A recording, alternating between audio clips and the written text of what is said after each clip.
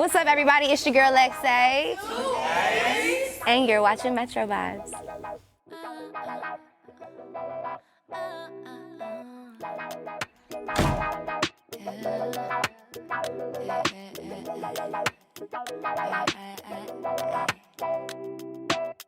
My neighbors up above my head, fucking while I'm laying in bed.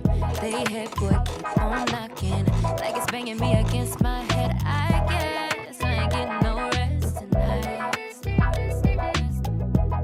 I ain't getting no rest tonight. So Hey, what's up, Lexaay? Thank you for sitting with Metro Vibes today. First of all, can you tell us a little bit about yourself? Yeah, of course. So I go by Lexaay. I'm a singer, dancer, songwriter out of Dallas, Texas. Out of Dallas, Texas. Okay. Yes, so ma'am. I also read in your bio that you're originally from Missouri. How was that growing up in Missouri? Kansas City, Missouri. Well, so I was born in a small town called Springfield, Missouri. Moved to Kansas City, grew up in Kansas City for the most part, and moved to Dallas to go to Booker T. Washington, HSPVA, shout out. Yeah, moved to Dallas, and it was definitely a different experience from growing up in Kansas City. A lot busier here, a lot of different types of people, whereas like I could say I grew up around, people that were very similar. So, yeah. So how would you compare the music scene from here to there? I wasn't really involved in the music scene in Kansas City. I moved here when I was 14. So I grew up here. So I rep Dallas. I claim Dallas. Love it, love it. All right, so before we get into the meat of the interview, I do want to ask you a few things, just a little play question. And all right, so what is your favorite food? My favorite food, girl, Or snack, something that you have to have on set with you. I love cake. I love strawberry cake. As soon as I'm done with the video, as soon as I'm done with the show, the whatever, girl, I gotta give me a piece of cake. Okay. All right, and so last question. So this is Metro Vibes, and we love to vibe. So what are you vibing to right now, other than your own music? Because I know you have your music in rotation constantly. So what are you vibing to right now? I would say right now I've been listening heavy to Joyce Rice's new album. I've been listening to that Stoney EP by Debbie Stones. And as I have since it came out, I've been listening to the LV Tape 1 by LaVoice. Okay, love it. Yes, ma'am. Love it. All right, so let's talk about your EP. Of course. Wild But True. Love it. Thank you. Can you explain to me the creative process behind that? Sure. So, okay, to make it simple, I got my heart broken right before the pandemic, and I just kind of wrote myself through that experience. So from the first moment of me finding out that I was getting broken up with, all the way until I was, in a more healed space and was like, boy, bye. So that whole experience just kind of walked me through it, and I sent one of the songs, Sticky No Freestyle, the very first track, to one of my homies, and he was like, yeah, we're gonna record this, like right now. And the rest is history. So what's your process like when you create music or when you write music? I've been kind of experimenting lately and trying to switch it up. Historically, I write first and then I'll go record, but I like to play, and I've learned that I really enjoy writing in the studio and catching that vibe, because the way that the tracks come out is so much more authentic. And you can really tell, like, when you write something right there, you're really in it, versus when you wrote it, a couple months ago, and then you try to come record it, and, you're not in that space anymore. So I'm playing with my my creative process. I love it. I love that you are a songwriter as well. I know a lot of singers, and this is no shade to them, but I know they have writers for them. And that's fine, because, like, their job is to sing. I get it. But do you have any favorite songwriters? I do. Okay, I have a few.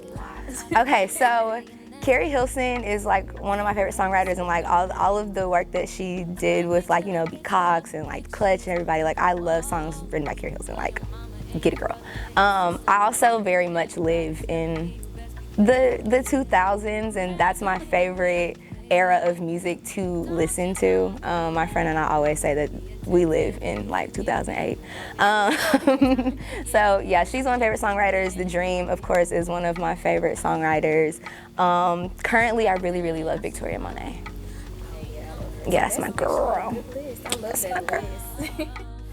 All right, let's talk about your single off your EP, Good Enough. Good Enough. And your collab with Debbie Stones. What was that like?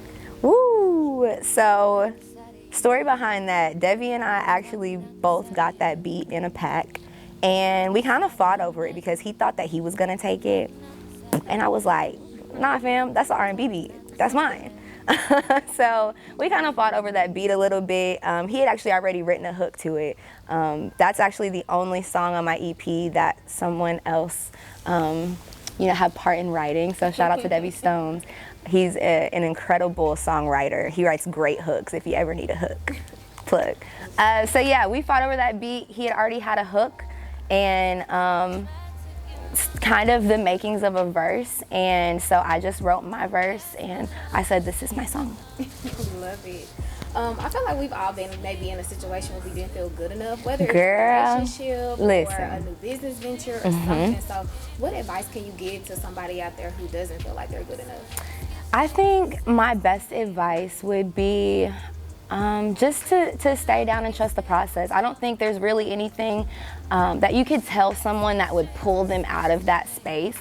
But once they get on the other side of it, you're able to see that, things really worked for your good and went how they were supposed to go. Yeah, so just stay down and trust the process and keep good people around you. I don't know about everyone else, but my village is amazing. My community of friends, family, supporters, they're amazing, and they keep me together and going. I love it. Gotta have the support. I love it. Period. Okay, so I want to talk about one of my favorite singles. Okay. Yours is Checking. Ooh, I keep on checking for you, checking on me, checking for you. Yes. Let's talk about the fake Instas and the lurking. Have you ever done that before? Made like a fake Insta page? I might have a couple Instagrams. Don't go searching for me, but I might got a few. Okay. That's like one of my favorite tracks. I love it. Thank you. So we're gonna switch gears just a tad bit. Okay. So I personally feel like R&B is in a good state right now, especially from the female side. We have Lennox, Naja, Summer Walker. What is your take on the female R&B right now? Or even R&B in general? I think that the girls are coming to take over. I know so many dope local female artists, so many female artists that are on the rise, and I think it's really our time. The boys can wait. Of course, we miss the begging and pleading R&B, but they can wait because it's our time. We need an R&B. You know how like Meg has Hot Girl Summer, or Sweetie has her Icy Girls. The R&B girls are coming to find it, and we're gonna have a name soon. So y'all just wait on it. Hopefully you can be the pioneer of that. Let's make it happen. Let's claim it. Let's do it. Okay, do you have any dream collabs? Dream collabs. Okay, so I told y'all Victoria Monet is my favorite songwriter. Even if she just want me to come and sing a little doo-wop in the background, that would be my dream collaboration. Hey, that's still awesome. Yeah, I would also really, really love one day to get some ad-libs from Drake. I just want some ad-libs. I don't want a whole feature. I just want some libs, yeah. Okay, I think that would still be dope though. Good mix. All right, so and if you can remake any song. Any song. 90s. I know you said you love the 2000s. 90s, 2000s, even the 80s. We can even go far back in the 80s. Okay. Which song would you remake? Okay, that's really hard. Okay. So one of my favorite songs of all time is Ooh La La by Tina Marie. I think I would want to remake that one. But also, I have this thing where Patti LaBelle's like my grandma in my head. So I would really, really want to cover a Patti song and make it really modern and really now. That's a really hard question, and I'm kind of mad at y'all for asking me that because there's so many. But yeah, I'm gonna stick with my Tina Marie. I would redo Ooh La La. All right. Well, I'm glad we put it on your brain though. So maybe on the next project, on the next one. Gotcha. Do you have any goals or any plans right now? Anything that you're working on? Any projects? Yeah. So y'all are visiting me now at one. We're doing a live taping of a show right now. So I have that coming up. Be on the lookout for singles and features. Lots of features coming out and collaborations coming out this summer. And where can the people find you on social media? So you can find me on Instagram at Lexaay. That's Lex, 2 A's and 3 Y's. You can find me on Twitter at 1Lexaay.